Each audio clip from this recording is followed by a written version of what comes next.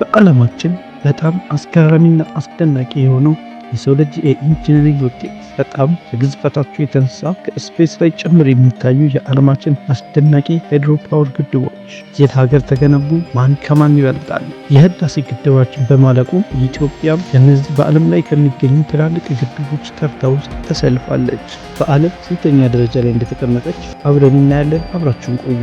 በዚህ ዝርዝር ላይ አንደኛ ደረጃ ላይ የተቀመጠችው ማንም የማይደርስባት ዘ አንዲስፒዩትድ ዳም ኪንግ ወይም የግድቦች ንጉስ የቻይናው ስሪ ጎርጅስ ዳም ነው። ግድቡ የያዘው ውሃ መጠን በጣም ብዙ ከመሆኑ የተነሳ የዓለምን የዙረት መጠን በሽርፍራፊ ሰከንዶች እንደሚቀንሰው የተለያዩ መረጃዎች ያሳያሉ። ወደ ዝርዝር መረጃው ስንገባ ግድቡ የሚገኝበት ቦታ ሁቤይ ፕሮቪንስ ቻይና ያንጂንግ ሪቨር ላይ ይገኛል። የተጠናቀቀበት ቀን ዋናው የስትራክቸሩ ስራ ያለቀው በ2006 ሲሆን ሙሉ ለሙሉ ጄኔሬተሮች ተገጥመው ስራ የጀመረው በ2012 ነው። ቁመቱም 185 ሜትር ሲሆን ርዝመቱም 2.3 ኪሎ ሜትር ይረዝማል።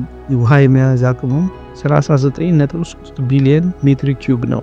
ኃይል የማመንጨት አቅሙ 22500 ሜጋዋት ያመነጫል። ይህም የዓለማችን ትልቁ ኃይል የሚያመነጭ ግድብ ነው። በሁለተኛ ደረጃ የተቀመጠው አሁንም የቻይናው ባሂታን ዳም ነው። የዚህ ግድብ ተርባይኖች በጣም አድቫንስድ ከመሆናቸው የተነሳ አንዱ ተርባይን ብቻውን 1000 ሜጋዋት ያመነጫል። በዚህም የዓለም ሪከርድን ይዟል። የግድቡን መረጃ በዝርዝር ስናይ ይህ ግድብ የሚገኘው ዩናን ኤንድ ሲቹዋን ፕሮቪንስ ቻይና ጂያንሺ ሪቨር ላይ ይገኛል። የግድቡ አይነት ደብል ከርቬቸር አርክ ዳም ይባላል። ተሰርቶ የተጠናቀቀውና ወደ ስራ የገባው በዲሴምበር 2022 ላይ ነው። የግድቡ ቁመትም 289 ሜትር ወደ ላይ ከፍታ ሲኖረው የጎን ርዝማኔው 709 ሜትር ነው። ውሃ የመያዝ አቅሙ 17.9 ቢሊዮን ኪዩቢክ ሜትር ውሃ ይይዛል። ኃይል የማመንጨት አቅሙም 16000 ሜጋዋት ነው። በሶስተኛ ደረጃ ላይ የምናገኘው ሃይፑ ዳም ነው። ይህ ግድብ በደቡብ አሜሪካ በብራዚል እና በፓራጓይ ድንበር ላይ የሚገኝ ሲሆን ግድቡም ቻይና እንደዚህ ሀያል ሀገር ከመሆኗ በፊት የዓለማችን ትልቁ ግድብ የነበረ ነው። ይህም ግድብ የፓራጓይን 75% የኤሌክትሪክ ፍጆታን ይሸፍናል። የግድቡ ዝርዝር መረጃ የሚገኘው በብራዚልና በፓራጓይ ድንበር ላይ ነው። የግድብ አይነት ኮምፖዚት ኮንክሪት ግራቪቲ ኤንድ ሮክ ፊል ዳም ይባላል። የተጠናቀቀውም በ1991 እንደ አውሮፓውያኖቹ አቆጣጠር ነው። ቁመቱም 196 ሜትር ወደ ላይ ከፍታ ሲኖረው ወደ ጎን ርዝማኔውም 7.9 ኪሎ ሜትር ነው። ውሃ የመያዝ አቅሙ 29 ቢሊዮን ኪዩቢክ ሜትር ሲሆን ኃይል የማመንጨት አቅሙ 14000 ሜጋዋት ነው። በአራተኛ ደረጃ ላይ ስናይ ዜልዱ ዳም ይገኛል። ይህም ሶስተኛው የቻይና ትልቁ ግድብ ነው። የሚገኘውም የዋን ኤንድ ሺንሻን ወንዝ ላይ ይገኛል። የግድቡ አይነት ደብል ከርቬቸር አርክ ዳም ሲሆን የተጠናቀቀውም በ2014 ዓመተ ምህረት ነው። ቁመቱም 285 ሜትር ወደ ላይ ከፍታ ሲኖረው የጎን ስፋቱም 700 ሜትር ነው። ውሃ የመያዝ አቅሙ 12.6 ቢሊዮን ኪዩቢክ ሜትር ሲሆን የኃይል የማመንጨት አቅሙ 13860 ሜጋዋት ነው። አምስተኛ ላይ ቤሌሞንቴ ዳም ይገኛል። ይህኛውም በብራዚል የሚገኝ ትልቁ ግድብ ነው። የሚገኘውም ፓራ ብራዚል ዚንጎ ሪቨር ላይ ነው። የግድቡ አይነት ኮምፖዚት ዳም ዊዝ ሲሪስ ኦፍ ዳምስ ኤንድ ማሲቭ ካናል ሲስተም ይባላል። የተጠናቀቀውም በ2019 ዓ.ም ሲሆን ቁመቱም 90 ሜትር ከፍታ ያለው ሲሆን ወደ ጎን ርዝማኔው 11 ኪሎ ሜትር ይሸፍናል። ውሃ የመያዝ አቅሙ 3.6 ቢሊዮን ኪዩቢክ ሜትር ውሃ ይዛል። ኃይል የማመንጨት አቅሙ 11233 ሜጋዋት ነው። በስድስተኛ ደረጃ ላይ ቡሪ ዳምን ስናገኝ ይህ ግድብ የቬንዙዌላ የኤሌክትሪክ ኃይል ፍላጎት ሙሉ ለሙሉ በሚባል ደረጃ የሚሸፍን ነው።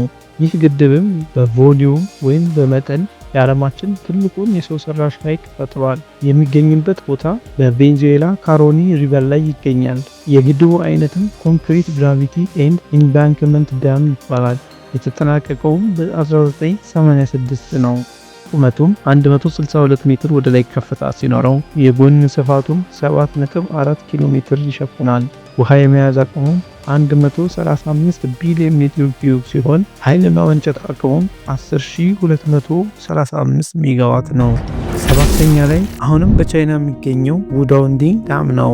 ይህ ግድብም የቻይናው አራተኛ ትልቁ ግድቧ ነው። የሚገኘውም ሲቹዋን ኤንድ ዮናን ፕሮቪንስ በያንግዚ ሪቨር ላይ ነው። የግድቡ አይነትም ኮንክሪት ደብል ከርቬቸር አርክ ዳም ይባላል። የተጠናቀቀውም በ2021 ዓ.ም ሲሆን ቁመቱም 270 ሜትር ወደ ላይ ከፍታ ሲኖረው ርዝማኔውም 370 ሜትር የጎን ስፋት አለው። ውሃ የመያዝ አቅሙ 7.4 ቢሊዮን ኪዩቢክ ሜትር ሲሆን ኃይል የማመንጨት አቅሙ 10,200 ሜጋዋት ነው። በስምንተኛ ደረጃ ላይ የምናገኘው በድጋሚ በብራዚል የሚገኘው ሱክሪል ዳም ሲሆን ይህ ግድብም በብራዚል በአማዞን ክልል ውስጥ ፓራ ብራዚል ሎካንቶስ ሪቨር ላይ ይገኛል። የግድቡ አይነትም ኮንክሪት ግራቪቲ ዳም ሲሆን ይህ ግድብም በሁለት ተከፍሎ የተጠናቀቀ ሲሆን የመጀመሪያው በ1984 ዓ.ም ሲጠናቀቅ ሁለተኛው ዙር ደግሞ በ2010 ዓ.ም ተጠናቆ ሙሉ ለሙሉ ወደ ስራ ገብቷል። ቁመቱም 78 ሜትር ወደ ላይ ከፍታ ሲኖረው ርዝማኔው 12.5 ኪሎ ሜትር ወደ ጎን ይረዝማል። ውሃ የመያዝ አቅሙ 45 ቢሊዮን ሜትር ኪዩብ ሲሆን ኃይል የማመንጨት አቅሙ 8310 ሜጋዋት ያመነጫል። በዘጠነኛ ደረጃ ላይ የምናገኘው ግራንድ ሆሊ ዳም ሲሆን ይህ የሚገኝበት ቦታም በዋሽንግተን ዩኤስኤ ኮሎምቢያ ሪቨር ላይ ይገኛል። የግድቡም አይነት ኮንክሪት ግራቪቲ ዳም ሲሆን ይህ ግድብም የተጠናቀቀው በ1942 ሲሆን ቁመቱም 168 ሜትር ወደ ላይ ከፍታ ሲኖረው ወደ ጎን 1.5 ኪሎ ሜትር ይረዝማል። ውሃ የመያዝ አቅሙ 11.58 ቢሊዮን ሜትር ኪዩብ ነው። ኃይል የማመንጨት አቅሙ 6809 ሜጋዋት ነው። አስረኛ ሎንግቶንግ ዳም ይባላል። ይህ ግድብም በቻይና ጓንጂ ዜሁንግ ሆንግጂ ሪቨር ላይ ይገኛል። የግድቡ አይነትም ሮለር ኮምፓክትድ ኮንክሪት ግራቪቲ ዳም ሲባል የተጠናቀቀውም በ2009 ዓ.ም ሲሆን ቁመቱም 216 ሜትር ወደ ላይ ከፍታ ሲኖረው ርዝማኔው 849 ሜትር ወደ ጎን ይረዝማል። ውሃ የመያዝ አቅሙ 27.7 ቢሊዮን ኪዩቢክ ሜትር ሲሆን ኃይል የማመንጨት አቅሙ 6426 ሜጋዋት ነው።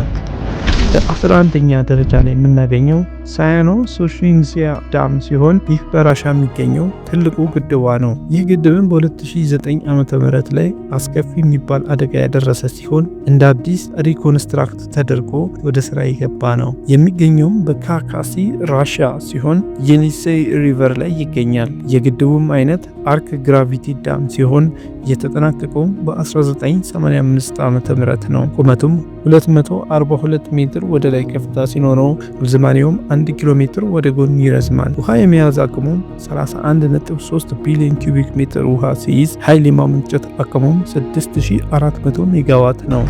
በ12ኛ ደረጃ ላይ የምናገኘውን ግድብ ዛንግጂባ ዳም ሲሆን ይህም በቻይና የዋን ሱጂንግ ፕሮቪንስ ዣንቺ ሪቨር ላይ ይገኛል።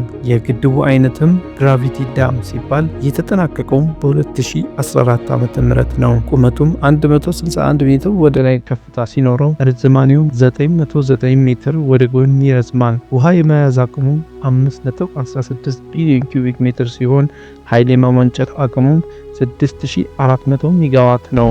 በ13ኛ ደረጃ ላይ የምናገኘው ክራስኖ ያርስክ ዳም ሲሆን ይህ ግድብም በራሻ የሚገኝ ሁለተኛ ትልቁ ግድቧ ነው። የሚገኘውም ካራስኖያስክ ካርኪ ራሽያ ሲሆን በያንሴ ሪቨር ላይ ይገኛል። የግድቡ አይነቱም ኮንክሪት ግራቪቲ ዳም ሲሆን ያለቀውም በ1972 ዓ.ም ነው። ቁመቱም 124 ሜትር ወደ ላይ ሲሆን ርዝማኔውም 1 ኪሎ ሜትር ወደ ጎን ይረዝማል። ውሃ የመያዝ አቅሙ 73.3 ቢሊዮን ኪዩቢክ ሜትር ሲሆን ኃይል የማመንጨት አቅሙ 6000 ሜጋዋት ነው።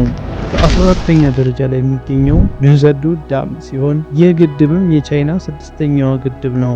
እንዳየነው ቻይና በትላልቅ ግድቦች የሚወዳደራት የለም። አስቡት፣ የዓለማችን ትላልቅ ግድቦች ውስጥ 6ቱ በቻይና የሚገኙ ናቸው። ቻይና በዓለማችን ትላልቅ የግድቦች ዝርዝር ውስጥ 6ቱን በመያዝ እየመራች ትገኛለች። ግድቡም የሚገኘው የዋን ፕሮቪንስ ሳውዝ ዌስት ቻይና ሲሆን ላንሲንግ ሪቨር ላይ ይገኛል። የግድቡም አይነት ሮክፊልድ ዊዝ ሴንትራል ኮር ኢምባንክመንት ዳም ነው።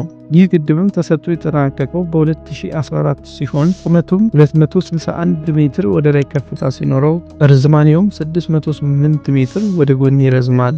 ውሃ የመያዝ አቅሙ 21.7 ቢሊዮን ኪዩቢክ ሜትር ሲሆን ኃይል የማመንጨት አቅሙ 5850 ሜጋዋት ነው። በ15ኛ ደረጃ ላይ የሚገኘው የሀገራችን ትልቁ እና የአፍሪካው አንደኛ የሆነው ታላቁ የህዳሴ ግድባችን ነው።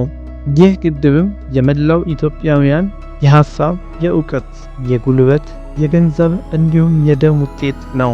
የሚገኘውም በቤኒሻንጉል ጉባ ወረዳ በአባይ ወንዝ ላይ ነው።